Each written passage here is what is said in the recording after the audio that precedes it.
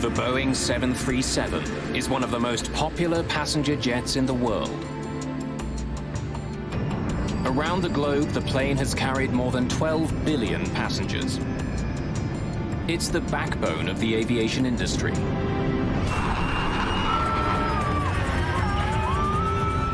But in 1991, something happened on board a 737 that sent shudders through the world of aviation. Oh, my Lord. A deadly crash has investigators scrambling. There was a time when I had doubts that we'd be able to solve it. It was like he was tracking a serial killer.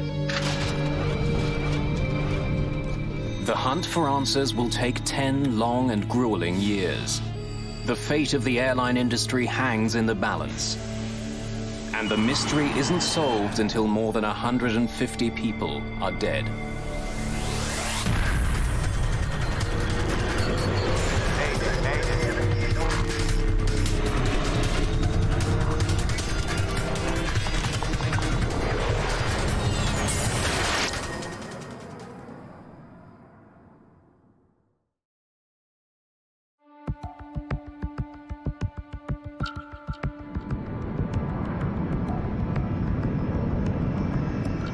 (9:40 a.m., March the 3rd, 1991.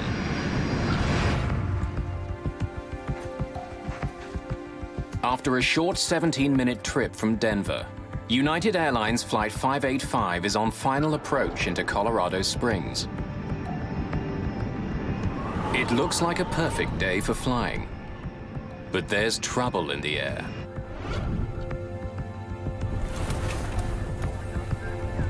Nice looking day. Hard to believe the skies are unfriendly. There's been heavy turbulence during the flight, and violent gusts of wind are forecast over Colorado Springs. Never driven to Colorado Springs and not gotten sick. At the controls is 52-year-old Captain Harold Green, a pilot with 20 years' experience and a sterling reputation. Green's co-pilot is Patricia Eidson. At 42, she's one of the first female flight officers in United's history. Flight attendants, prepare for landing.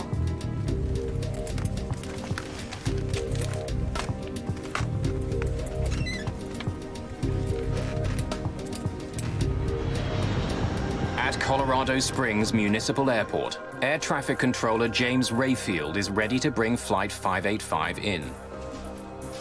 United 585, report the airport in sight. Got it? Yep. Airport in sight, United 585. Lower landing gear. United 585 is cleared for a visual approach to runway 35. Weather conditions, wind 320 degrees at 16, gusting at 29. As its speed decreases, Flight 585 becomes more vulnerable to the turbulence. Eidson wants to know what other planes have experienced on landing. Any reports lately of any loss or gain of airspeed? Yes, ma'am. 500 feet, a 50-knot loss. At 400 feet, a 50-knot gain. And at 150 feet, a gain of 20 knots. Sounds adventurous, thank you. Starting on down.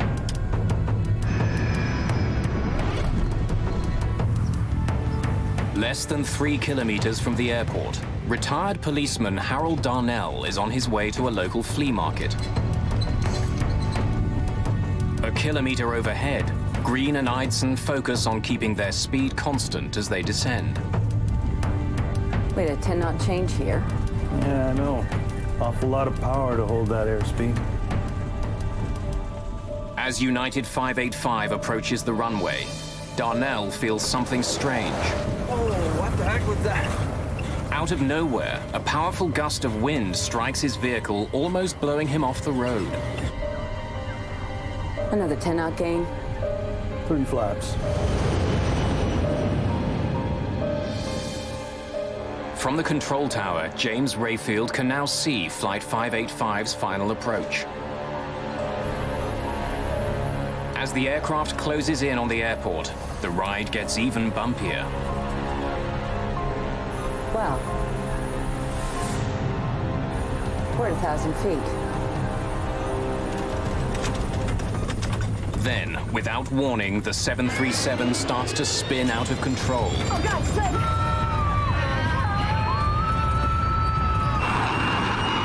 15 flaps! 15! Oh, no. Oh, my God! Oh, my God!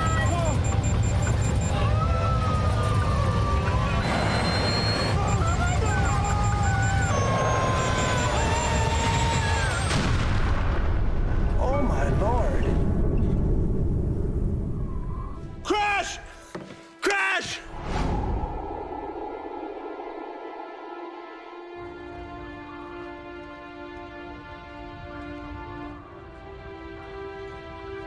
Rescue workers arrive within minutes, but there's almost no sign of the 737. The shattered remains of the 38-ton jet lie buried in a fire-blackened impact crater. The plane didn't skate or bounce, you know, like when a plane comes in normally and lands, it just nosed right in, and where it hits, where it stayed. And I came down here, and this is when I saw all of the, it was horrible. There are no survivors. All 20 passengers and 5 crew members are killed instantly by the high-speed impact and exploding jet fuel. In 10 violent seconds, Colorado Springs has become the site of one of the most mysterious air crashes in aviation history.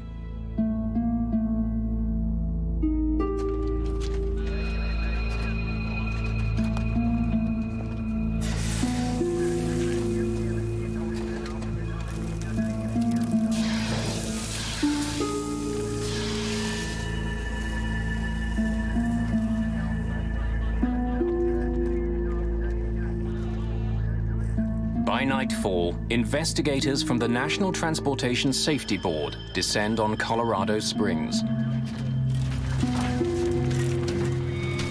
Known to insiders as tin kickers, NTSB investigators examine over 2,000 aviation accidents a year, at times by picking through the metal debris of fallen aircraft.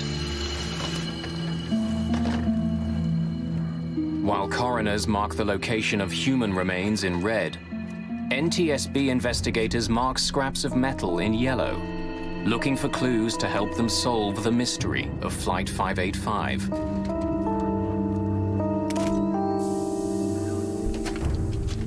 Like investigating a mass murder, it's a tough job walking onto a crash site. Among the investigators assigned to the case is Malcolm Brenner, a specialist in human performance. His job will be to find out if the crash was caused by pilot error. The area was cordoned off by police, and there were Salvation Army trucks. I got a cup of coffee, a cup of hot chocolate or something, and I thanked them for it, and they said, "No, no, thank you." And they had this look in their eyes like, "My God, you have to go into this site." Clues to the fate of United 585 lie mangled in a deep black hole. The fuselage is crushed like an accordion in the impact crater. The rest of the plane is in pieces spread over an area smaller than a football field. There was a lot of fire damage. There'd been a fire afterwards, and it was all contained in a relatively small area, which just initial impression, it can be a sign that the airplane was intact. If there was a mid-air explosion or something came off the airplane, you'd expect that to be a much larger site. My first sense that it was going to take some time to investigate the accident was the damage that we saw in the parts. When they're burnt and broken, the process always takes longer. But with their work just beginning, members of the NTSB have no clue that the case of United 585 will become the longest crash investigation in aviation history.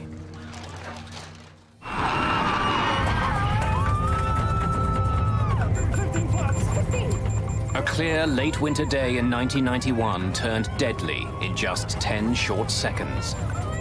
Moments from landing in Colorado Springs, United Airlines Flight 585 fell out of the sky at 370 kilometers per hour. Crash! Crash! All 20 passengers and 5 crew members died.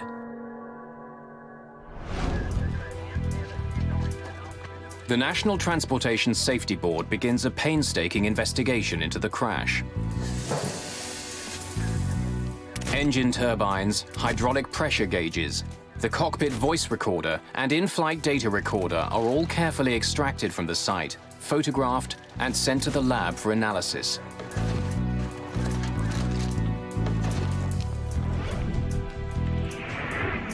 An important first step in the investigation is the analysis of the cockpit voice recorder. With pilot error a factor in 70% of air disasters, Malcolm Brenner's job is to see what role pilots Green and Eidson played in the crash. This crew was, and I felt this at the time, was one of the more impressive crews that I'd ever dealt with. There was a little bit of tension release, a little bit of humor. The captain said, "Never driven to Colorado Springs and not gotten sick?" The first officer suggested that they add extra speed as a safety margin. The captain agreed with it. It was good interaction. Got it? Yep. Airport in sight, United 585. Lower landing gear.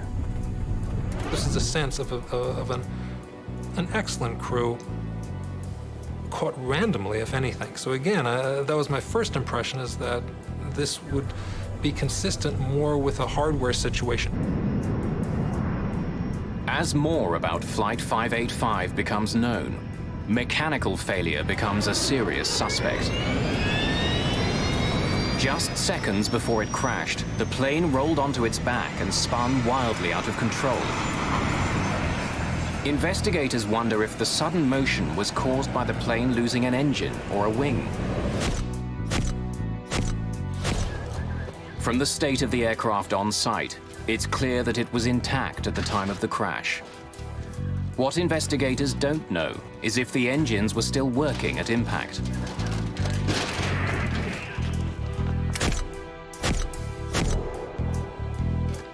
Technicians examine the engine turbines. They discover dirt has been drawn deeply into every crevice. These blades were clearly spinning and sucking in air at the time of impact. The engines may have been running, but technicians aren't sure how well. The plane's hydraulic pressure dials are destroyed, their glass covers broken. The indicator needles have been snapped off by the force of the impact, but even these ravaged dials tell a tale. 15 flaps! 15! On close inspection, investigators find a critical mark. At the moment of impact, a dent was made on the faceplate by the jarred indicator needle. It proves that when United 585 crashed, its engines were running normally.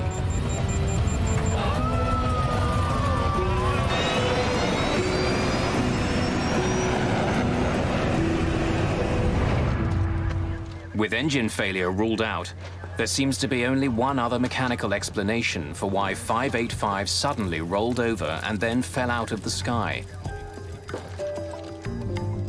It appears increasingly likely that the plane had suffered a catastrophic problem with its flight controls. Investigators quickly become suspicious of the rudder at the back of the tail. We focused in after eliminating other flight control surfaces that we thought could contribute to the roll. We started looking at the rudder. Bring that up so I can take a look at it. Investigators begin their examination of the rudder on site, but the violence of the crash makes the job extremely difficult. Almost nothing left. Most of the plane's parts are too crushed or burned for testing, but a vital component is still reasonably intact. The Power Control Unit, or PCU. Used constantly during flight, especially during landings, the PCU performs like a car's power steering. When the pilot pushes on a rudder pedal, the PCU uses hydraulic fluid to convert gentle movements of a pilot's foot into the pressure needed to move the 737's enormous rudder. The heart of the PCU is something called the dual servo valve. Shaped like a soda can, it has two slides which glide past one another, directing the flow of pressurized hydraulic fluid that moves the rudder. This servo valve is very unique, that it is, in effect, two valves in one, and that creates a whole range of interactions that don't occur in a more conventional hydraulic valve. When a technician opens the power control unit, chips of metal are found floating in the hydraulic fluid. It's a disturbing find. These particles could cause the servo valve to jam, making it impossible to work the plane's rudder. It's a chilling prospect. Could a microscopic fault bring down a 38-ton jet? It's difficult for Phillips to tell. While more intact than much of the wreck, the PCU and dual servo valve are both damaged. The airplane crashed and burnt in a pretty confined area, and there was a lot of damage to the flight control components and the things we were testing and needed to test and look at. The more damaged the components are, the harder it is to take measurements and do functional testing. To test what he does have, Phillips travels to California, to the labs of Parker Hannifin, where the rudder control unit is made.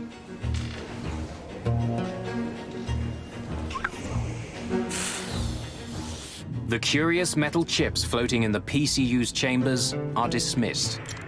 Phillips is told that filters keep them out of the delicate servo valve that directs fluid and moves the rudder. Nothing else is found that could explain any sudden movement of the rudder on Flight 585. We didn't have any absolute indication or information that we could point to that said the rudder power control unit, the servo valve, or any part of that flight control system caused that accident. Phillips still suspects a mechanical problem, but with no conclusive evidence that the PCU or servo valve caused the crash, he's forced to sign off on the tests. It's a pass.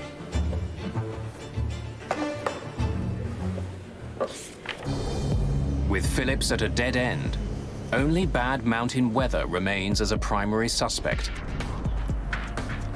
An expert on weather-related aviation accidents, Greg Salatolo is trying to determine if heavy winds on the day of the crash were a factor. There is a history of events where there have been airplane accidents attributed to mountain waves or rotors. In 1966, a BOAC 707 near Mount Fuji disintegrated in a mountain wave and rotor. High winds crashing over mountain peaks leave so-called wind rotors in the lee side. Invisible, highly turbulent downdrafts that come plunging down with devastating power and are extremely dangerous to aircraft. We found a great deal of evidence looking at the surface upper air data and talking to witnesses in the area that rotors were a possibility. An explosion, it was right over there. Salatolo hears several eyewitness reports of bizarre mountain weather on the day of the crash. One of the most intriguing is from Harold Darnell. Oh, what the heck was that? Whose truck was struck by a powerful gust of wind just moments before 585 crashed. But as Greg Salatolo combs through his evidence, the theory that a wind rotor knocked the plane from the sky is getting less and less likely.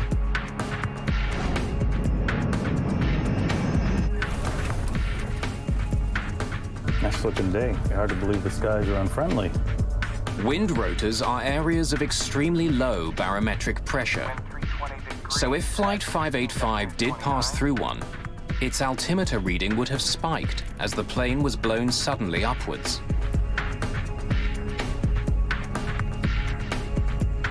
There was no evidence that we saw that on the flight data recorder of 585. What the flight recorder did show was a fast and deadly drop in altitude as the plane fell to Earth.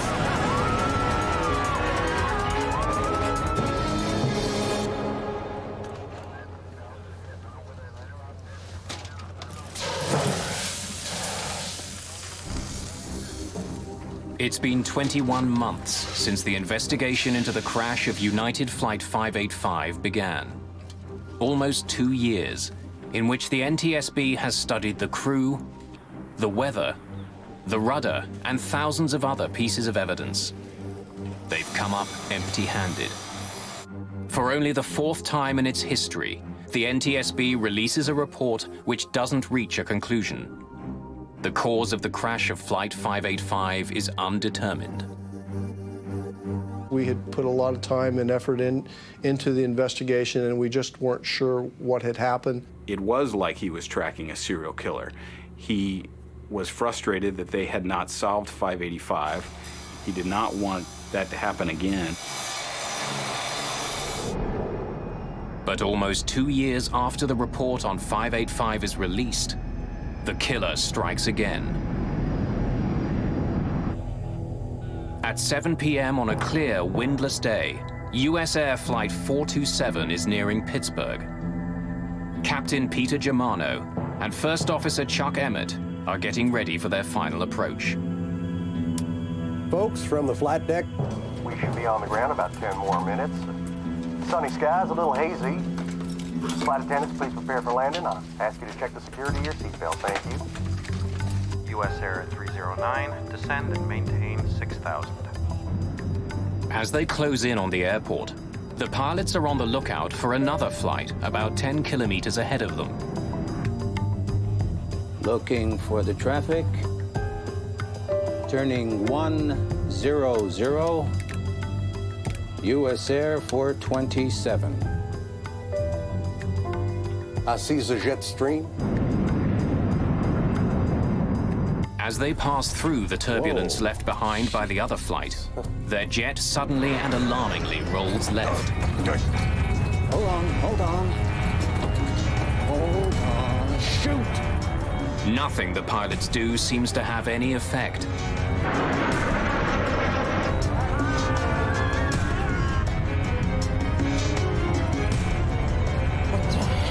This. What the? Go! Shoot!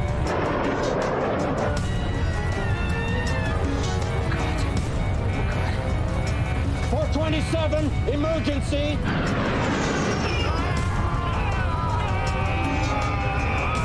Oh, shoot. Oh! Oh, God! Oh, God, no!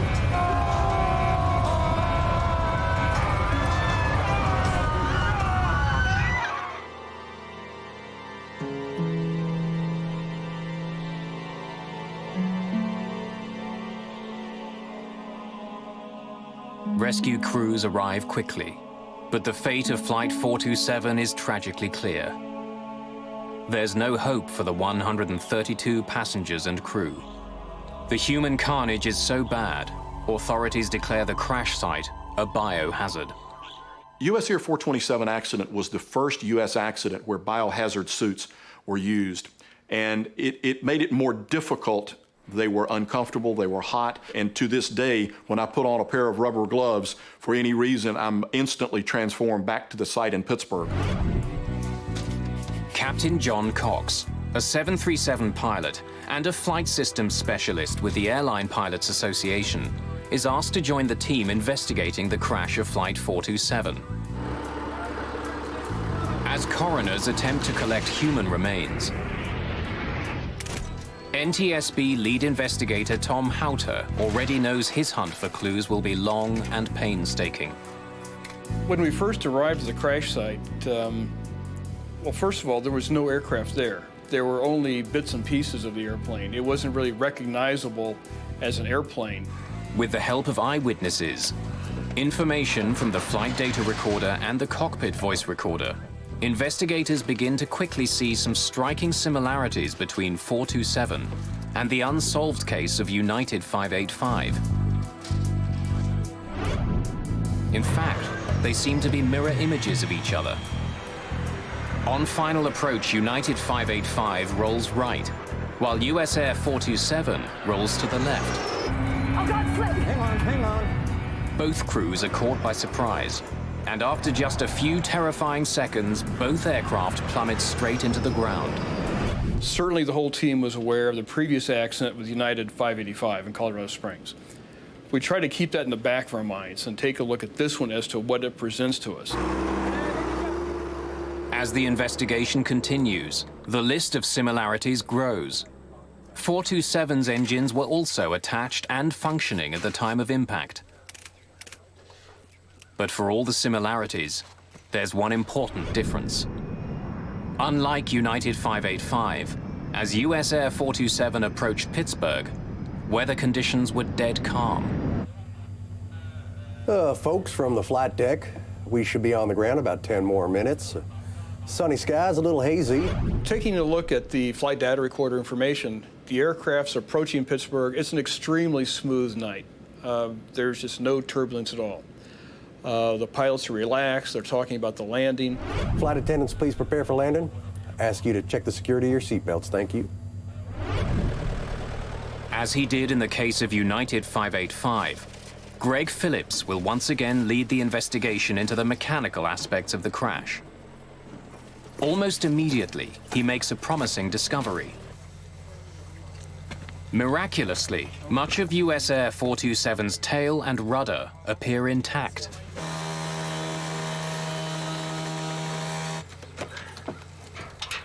The hydraulic devices inside the tail have also sustained very little damage.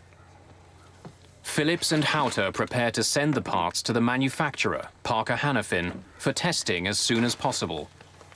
They need answers. Pressure on the NTSB to solve the accident is growing quickly. Not only are the crashes of flights 585 and 427 disturbingly similar, both of them involve the same kind of airplane, a Boeing 737. But with serious questions being raised about the plane's safety, billions of dollars, and perhaps the airline industry itself, are at risk. We couldn't live with the fact as investigators of having 2 unsolved 737 accidents. The airplane is in too much use, too wide a use around the world. It carries too many people every day. Unsolved was not an acceptable answer. If 427 was an undetermined accident, we could not find the cause of this accident, there was a great chance that if there was a third accident with the 737 fleet under similar circumstances, that the 737 fleet would have been grounded. Careful with it. The investigation into the crash of Flight 427 may be the most important in the history of the NTSB. But it won't be easy. Answers are still years away.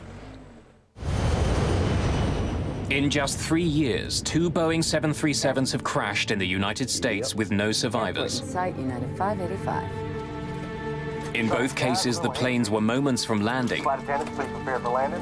And in both cases, the planes were under full power, but the pilots were unable to control their jets.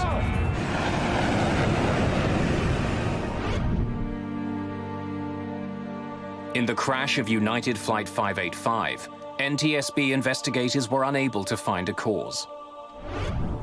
Now they're searching for clues into the second crash, US Air Flight 427.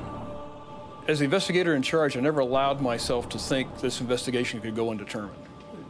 We kept on pushing and kept on researching. As long as we had things to research, we kept on going. To find their killer, the NTSB can't afford to rule anything out.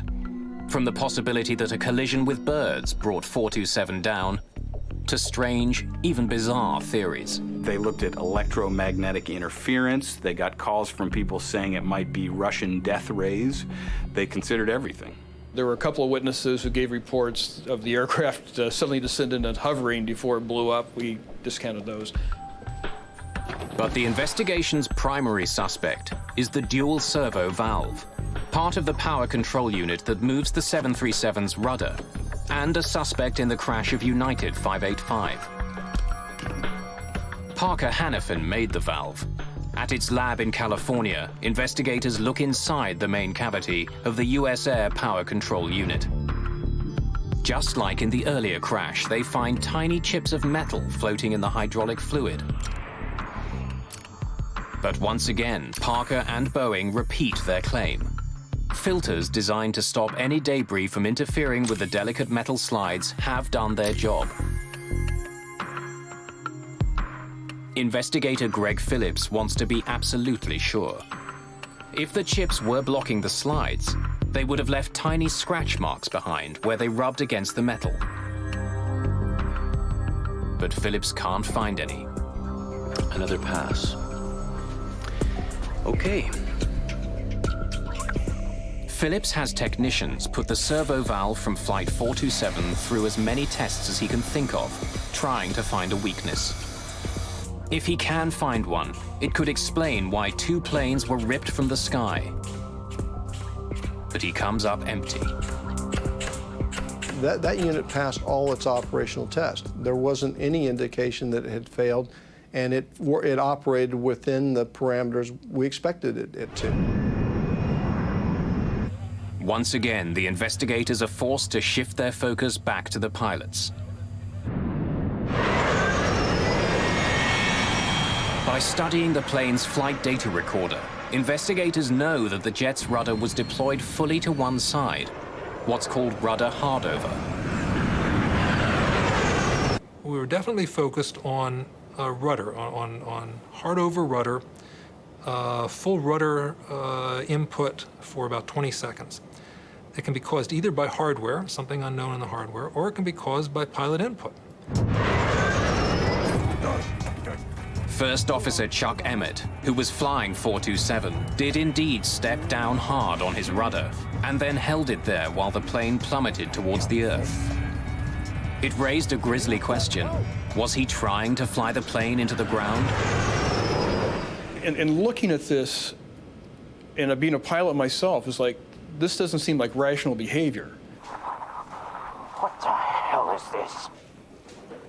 Human performance specialist Malcolm Brenner listens closely for evidence on the cockpit voice recorder. What the hell? Shoot! In this case, they had microphones right by their mouths, and you can hear as well as in real life or better. You can hear breathing sounds. Yeah, I see the jet stream. The cockpit recordings indicate that Flight 427's troubles began at the moment it flew through the jet wake of a Delta Airlines 727 that had just passed in front of them. Both pilots are startled by the wake. I see the jet stream. The first officer breaks off at the end of a sentence. I see the jet stream, and there's no more discussion of the jet stream or anything else. They both focus. Something happened here. Captain says, "Sheesh." It was such a smooth flight that it was a momentary jolt that they just hadn't anticipated. And with that, the pilots got on the controls and immediately, put in a rudder input.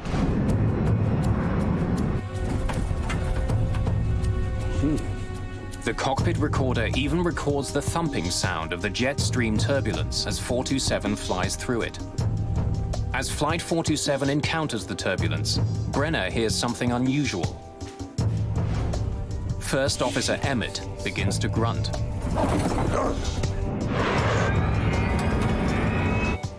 The grunting is unusual. The controls are designed so that pilots don't need to grunt. They're specially designed around human capabilities.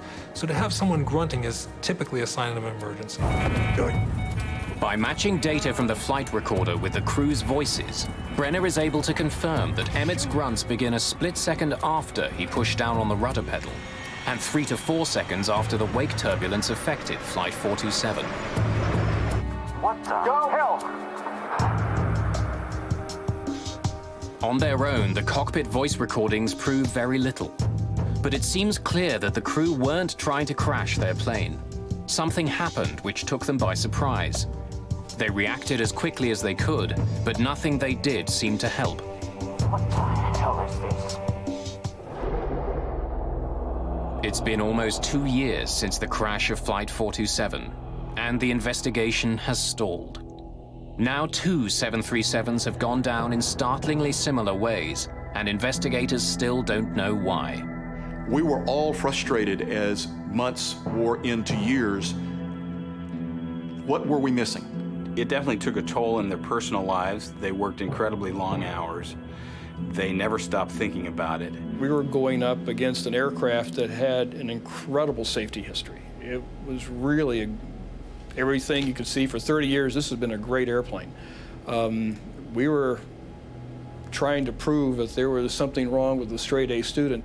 It clearly was on his mind. He, at one point, had a nightmare about it where he dreamed that he was in front of a congressional committee that was grilling him on now there had been a third 737 crash, and in Tom's dream, all of the cameras were pointing to him, and a congressman asked, "Why didn't you ground the fleet?"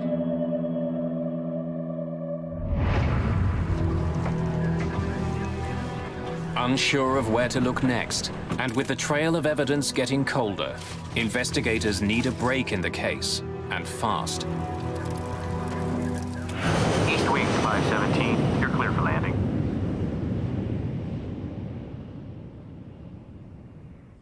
On June the 9th, 1996, they finally get the break they've been looking for. Captain Brian Bishop is on final approach to Richmond, Virginia, when, without warning, his east wind jet rolls sharply to the right.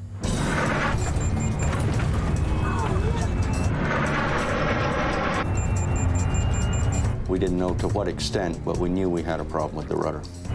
I turned the yoke the opposite direction and stood on the opposite rudder pedal. But the pedal didn't move for me.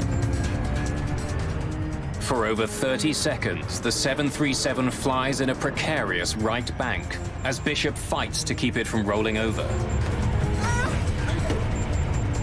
Then suddenly, the unknown forces holding the jet let go, snapping the wings back to horizontal. In a matter of seconds, it released itself and went back to normal. We had started the checklist. Almost before I could finish the sentence, all of a sudden there was just a wham.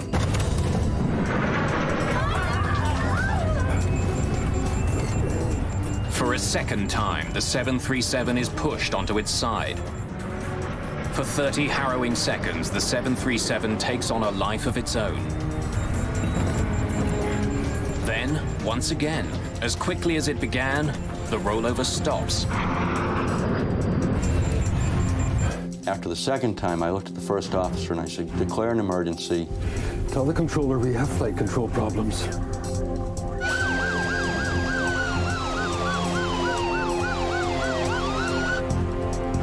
As they slow down to land, the risks increase. If a third rollover occurs, they won't have enough airspeed to recover. I did at some point tell my first officer to look out the window and find a dark spot. It was nighttime and we were looking to avoid a neighborhood or a populated area. And he very calmly responded that, "Hey, here's a spot over here."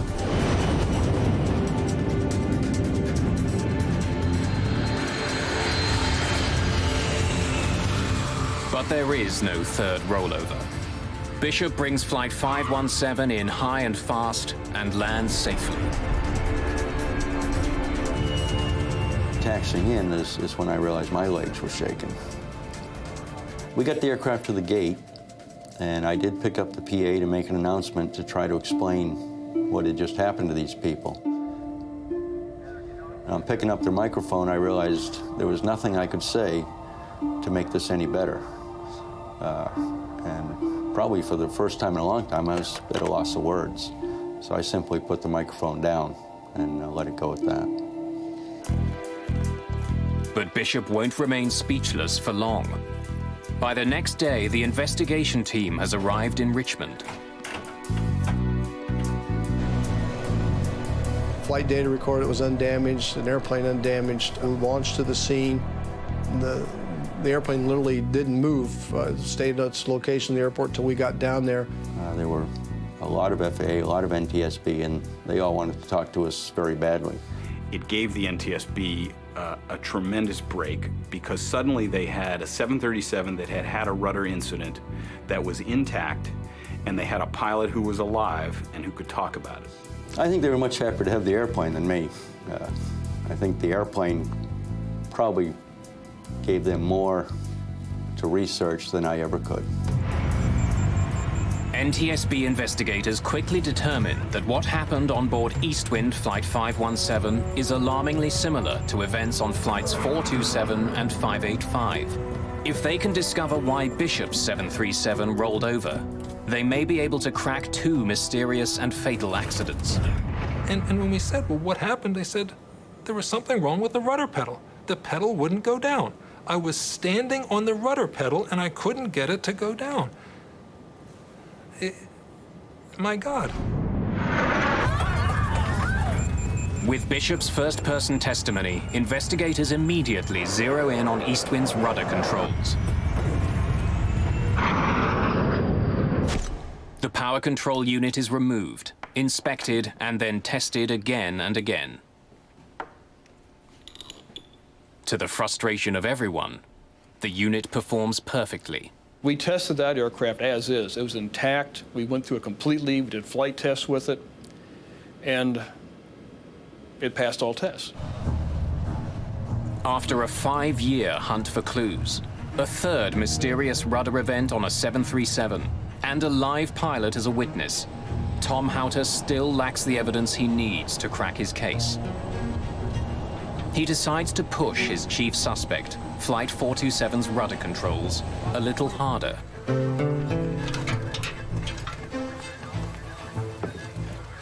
One fellow mentioned a test they had done in the military of a thermal shock, where if you had the actuator being very cold and put in very hot hydraulic fluid, it would cause it to react in strange ways.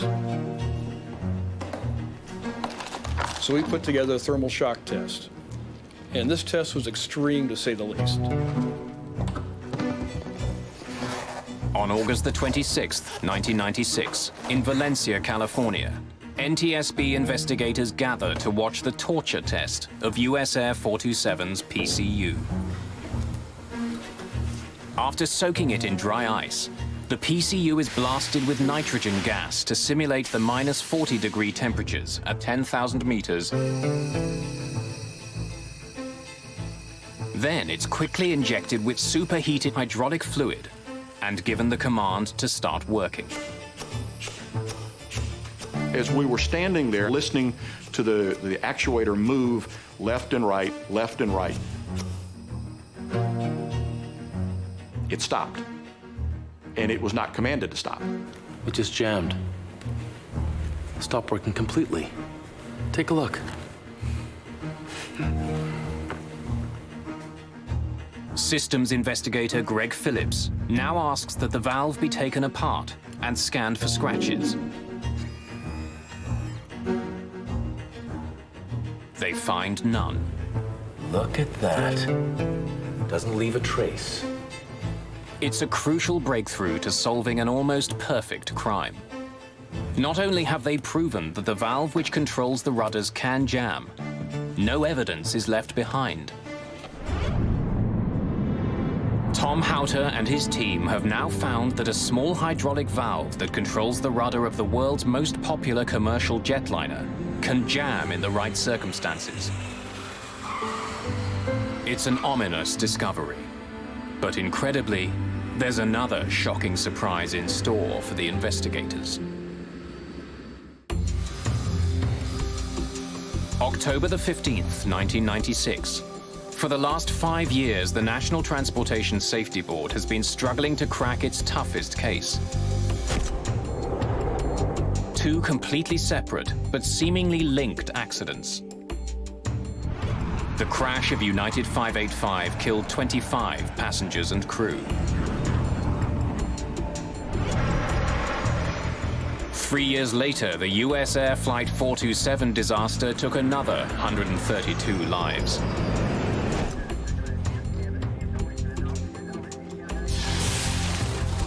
Now, after examining hundreds of clues, investigators have made a surprising discovery. A new test has revealed that under the right circumstances, the hydraulic valve that moves the 737's rudder can jam. It just jammed. But the surprises aren't over.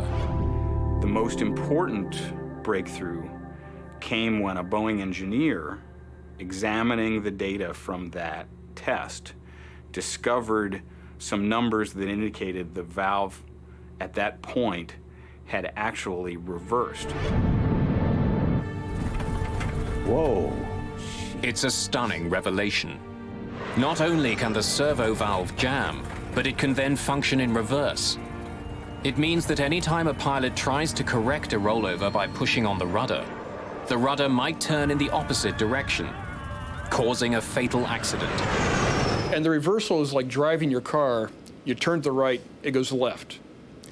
You're not going to figure out this failure mode until you go off the road.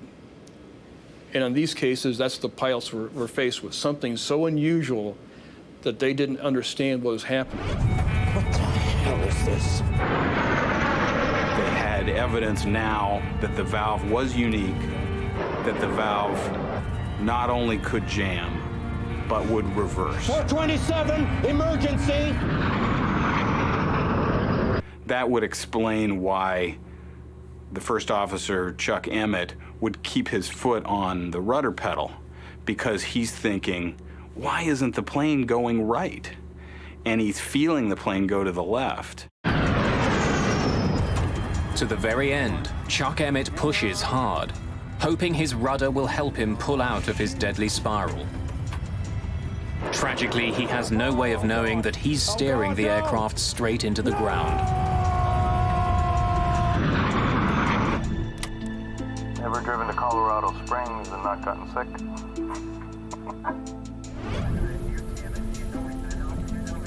Flight attendants prepare for landing. Satisfied that they've determined the cause of the crash of US Air 427, the NTSB turns its attention to the unsolved case of United 585. Another 10-knot gain. Going back to Colorado Springs, you could follow a progression of what the captain was doing. He's close to the ground, and suddenly, under rudder reversal, he puts in a little bit of pedal. The pedal violently pushes his leg back. Oh, God! Slip! 15 flap! 15! Rudder reversal certainly fits what I know about this crew and how it fits. We were able to show the failure mode. It matched the flight data recorder from each aircraft. It felt like a glove. So we now had a lot more information we could apply to United 585. And based on that, we redid the accident report. Oh my God! From rudder reversal to impact took less than 10 seconds. 585's flight crew had no chance to save their plane or passengers. In the aftermath of the investigation, sweeping changes were made to improve the safety of the 737 and the entire aviation industry. New training protocols were designed to help pilots react to unusual in-flight events. In the 737 fleet, pilots are now trained on how to react to both rudder hardovers and reversals. The scenario of the US Air 427 accident, if the crew had the information that we have today, I believe they would have landed safely in Pittsburgh that evening. The FAA also directed Boeing to redesign the rudder's dual servo valve to eliminate the potential for reversal. Boeing spent hundreds of millions of dollars to replace the valves on thousands of 737s around the world. One thing we don't like at the safety board is to have an undetermined accident, because then we can't make a change to improve safety. So out of US Air 427, United 585, we have a much safer 737 fleet.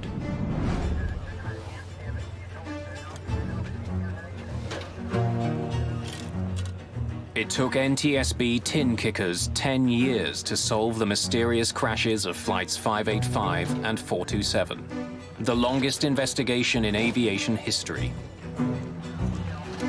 There are still some people in aviation who don't think the NTSB got it right.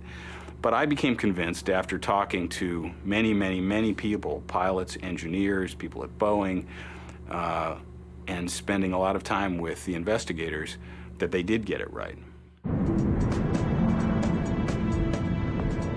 Since the replacement of the 737 servo valves, there hasn't been a similar crash of the most popular, most profitable plane in the world.